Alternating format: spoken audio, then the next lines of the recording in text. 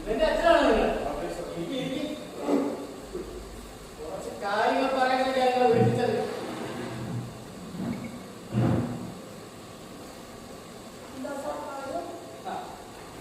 കാര്യം ഇവനെ കൂട്ടാളികൾ ചേർന്നേ രാസലഹരി ഉപയോഗിച്ച് കൂത്താളിയായിരുന്നു.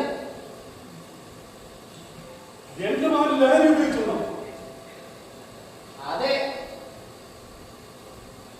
ഇവരെ കൂട്ടാളികൾ ചേർന്നേ നഗരത്തിൽ അയിഞ്ഞാടുകയായിരുന്നു രാസലഹരി ഉപയോഗിച്ച്. അറിയില്ലേ? രണ്ടിയമ്മേ അതാ ഉപയോഗിച്ചത്.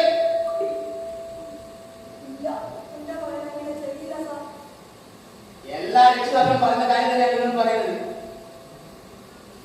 ഇവന്റെ കോളേജിലെ കുട്ടികൾ ഞങ്ങളുടെ നിരീക്ഷണത്തിലായിരുന്നു കുറച്ചു ദിവസമായി. അതെന്താ? ഇവന്റെ കൂട്ടാളികളും നഗരത്തിലെ വലിയൊരു മയക്കുമരുന്ന് റാക്കിന്റെ കുട്ടിയാണ്. ഇവൻ രാസലഹരി ഉപയോഗിക്കുന്നതെന്ന് മാത്രമല്ല, ഇവൻ അതിന്റെ മേഖല കൂടിയാണ്. ഇനിയിപ്പോ എന്താ സാർ ചെയ്യാം? എന്റെ മോനെ രക്ഷിക്കണം. എന്റെ മോനെ കേസിൽ നിന്ന് ഒഴിവാക്കും സാർ. ഞാൻ കാലം പിടിക്കാം. കാലൊന്നും പിടിക്കണ്ട. നിങ്ങൾ വിളിപ്പിച്ചതേ ഇവന്റെ പേര് കേസൊന്നും ഞാൻ ചാർജ് ചെയ്തിട്ടില്ല. ഇവന്റെ കൂടെ ആരൊക്കെ ഉണ്ടെന്ന് ഇവൻ ഇതുവരെ പറഞ്ഞു തന്നിട്ടില്ല. അത് പറഞ്ഞു തന്നിട്ടില്ലെങ്കിൽ ഇവൻ ഇതിനകത്ത് കിടക്കേണ്ടി വരും.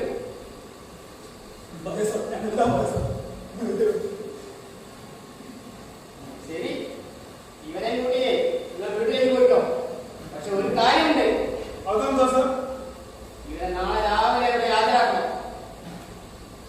ശരി സാർ. കൂട്ടി പോയിക്കോ.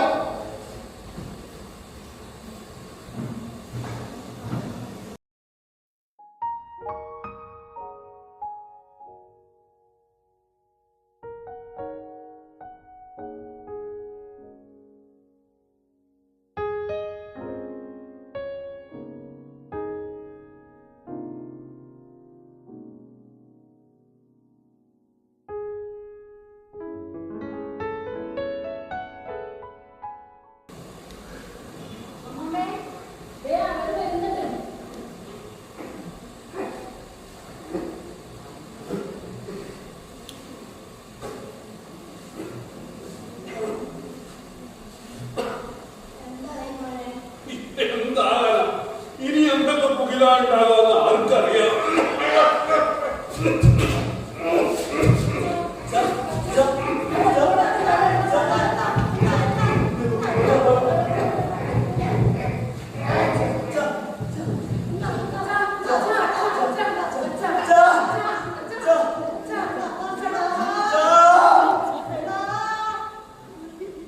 നാശത്തിന്റെ ആണിക്കല്ലാണ് ലഹരി.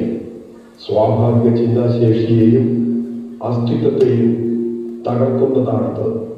മിത്രമായി വന്നു ശത്രുവായി മാറുന്ന ലഹരി അകാല മരണത്തിലേക്ക് നയിക്കുന്നു. മനസ്സിനും ശരീരത്തിനും ഗുരുതരമായ പ്രശ്നങ്ങൾ വിതയ്ക്കുന്ന ലഹരി ഉപയോഗം കുടുംബങ്ങളെ ശിഥിലമാക്കുന്നു.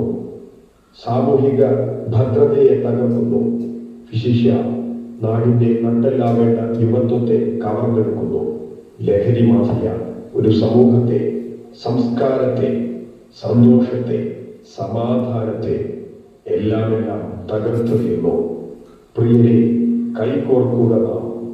നമ്മുടെ മക്കൾക്ക് വേണ്ടി, നമുക്ക് വേണ്ടി, നമ്മുടെ നാടിനു വേണ്ടി, നല്ല നാളേക്ക് വേണ്ടി.